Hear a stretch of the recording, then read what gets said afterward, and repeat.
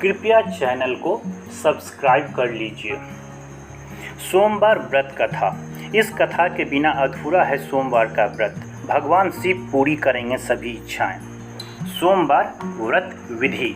सोमवार व्रत में व्यक्ति को प्रातः स्नान करके शिव जी को जल और बेलपत्र चढ़ाना चाहिए तथा शिव गौरी की पूजा करनी चाहिए। शिव पूजन के बाद सोमवार व्रत कथा सुननी चाहिए। साधारण रूप से सोमवार का व्रत दिन के तीसरे पहर तक होता है, मतलब शाम तक रखा जाता है। सोमवार व्रत 3 प्रकार का होता है: प्रति सोमवार व्रत, सौम्य प्रदोष व्रत और 16 सोमवार व्रत। इन सभी व्रतों के लिए प्रायः एक ही विधि होती है। सोमवार के व्रत कथा। किसी नगर में एक धनी व्यापारी रहता था। दूर दूर तक उसका व्यापार फैला हुआ था।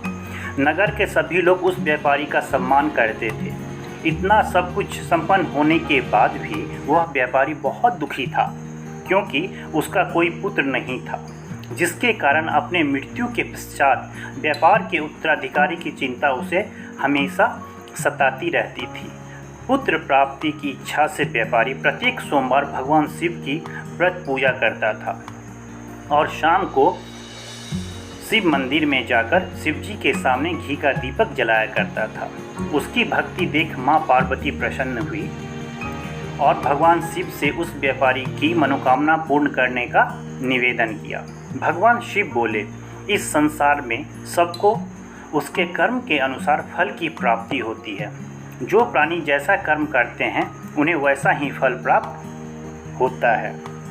शिव जी द्वारा समझाने के बावजूद माँ पार्वती नहीं मानी और उस व्यापारी की मनोकामना पूर्ति हेतु वे शिव जी से बार बार अनुरोध करती रही। अंततः माता के आग्रह को देखकर भगवान भोलेनाथ को उस व्यापारी को पुत्र प्राप्ति का वरदान देना पड़ा। वरदान देने के पश्चात भोलेनाथ माँ पार्वती से बोले, आपके आग्रह पर मैंने पुत्र प्राप्ति का वरदान दे दिया, परंतु उसका यह पुत्र 16 वर्ष से अधिक समय तक जीवित नहीं रहेगा। उसी रात भगवान शिव उस व्यापारी के स्वप्न में आए और उसे पुत्र प्राप्ति का वरदान दिया और उसके पुत्र के 16 वर्ष तक जीवित रहने की बात भी बताई। भगवान के वरदान से व्यापारी को खुशी तो हुई, लेकिन पुत्र की अल्प आयु की चिंता ने उस खुशी को नष्ट कर दिया। व्यापारी पहले की तरह सोमवार के दिन भगवान शिव का विधिवत व्रत करता रहा। कुछ महीने बाद उसके घर एक अति सुंदर बालक ने जन्म लिया और घर में खुशियां ही खुशियां भर गई। बहुत धूमधाम से पुत्र जन्म का समारोह मनाया गया, परंतु व्यापारी को पुत्र जन्म की अधिक खुशी नहीं हुई, क्योंकि उसे पुत्र की अल्प आयु के रहस्य का पता था। जब पुत्र 12 वर्ष का हुआ तो व्यापारी ने उसे उसके मामा के साथ पढ़ने के लिए वाराणसी भेज दिया। लड़का अपने मामा के साथ शिक्षा प्राप्ति हेतु चल दिया।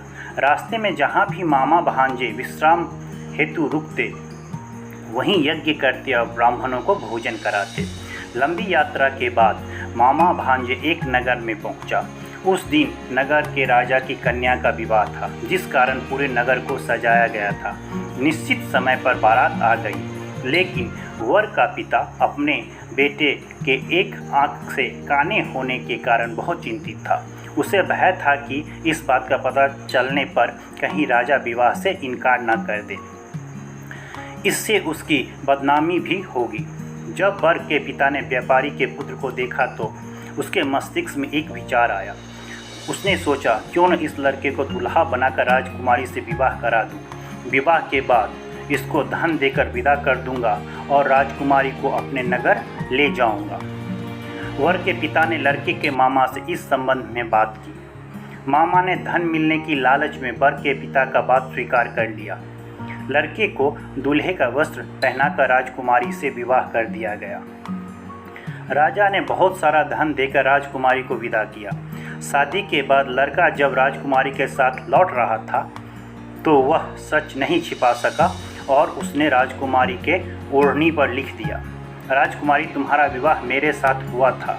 मैं तो वाराणसी पढ़ने के लिए जा रहा हूँ और अब तुम्हें जिस नवयुवक की पत्नी बनना है वह काना है। जब राजकुमारी ने अपनी ओढ़नी पर लिखा हुआ पढ़ा तो उसने काने लड़के के साथ जाने से इनकार कर दिया। राजा को जब ये सब बातें पता चली तो उसने राजकुमारी को महल में ही रख लिया। उधर लड़का अपने मामा के साथ वाराणसी पहुंच गया और गुरुकुल में पढ़ना शुरू कर दिया। जब उसकी आयु 16 वर्ष की हुई तो उसने यज्ञ किया। यज्ञ के समाप्ति पर ब्राह्मणों को भोजन कराया और खूब अन्न वस्त्र दान किए। रात को वह अपने शयन कक्ष में सो गया।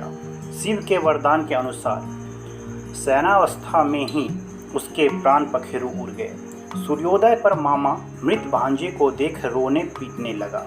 आसपास के लोग भी एकत्र होकर दुख प्रकट करने लगे। लड़के के मामा के रोने विलाप करने के स्वर समीप से गुजरते हुए भगवान शिव और माता पार्वती ने भी सुने। माता पार्वती ने भगवान से कहा, प्राणनाथ, इसके रोने की स्वर सहन नहीं हो रहे, आप इस व्यक्ति के कष्ट को अवश्य दूर करें। भगवान शिव ने माता पार्वती के साथ अदृश्य रूप में समीप जाकर देखा तो भोलेनाथ माता पार्वती से बोले, यह तो वही व्यापारी का पुत्र है जिसे मैंने 16 वर्ष की आयु का वरदान दिया था। इसकी आयु पूरी हो गई है। माँ पार्वती ने फिर भगवान शिव से निवेदन कर उस बालक को जीवन देने का आग्रह किया।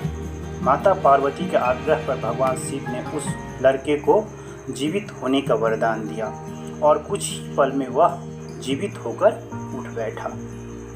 शिक्षा समाप्त करके लड़का मामा के साथ अपने नगर की ओर चल दिया। दोनों चलते हुए उसी नगर में पहुंचे जहां उसका विवाह हुआ था। उस नगर में भी यज्ञ का आयोजन किया।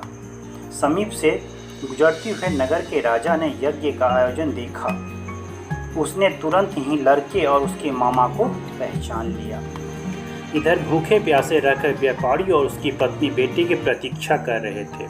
उन्होंने प्रतिज्ञा कर रखी थी कि यदि उन्हें अपने बेटे की मृत्यु का समाचार मिला तो दोनों अपने प्राण त्याग देंगे। परंतु जैसे ही उसने बेटे के जीवित वापस लौटने का समाचार सुना तो वह बहुत प्रसन्न हुआ। वह अपनी पत्नी और मित्रों के साथ नगर के द्वार पर पहुंचा। अपने बेटे के विवाह का समाचार सुनकर पुत्र वधू राजकुमारी को देखकर उसकी खुशी का ठिकाना न रहा। उसी रात भगवान शिव ने व्यापारी के स्वप्न में आकर कहा, हे श्रेष्ठ जी, मैंने तेरे सोमवार के व्रत करने और व्रत कथा सुनने से प्रसन्न होकर तेरे पुत्र को लंबी आयु प्रदान की है। पुत्र की लंबी आयु जानकर व्यापारी बहुत प्रसन्न हुआ। शिव भक्त होने तथा सोमवार का व्रत करने से व्यापारी की सभी मनोकामनाएं पूर्ण हुई।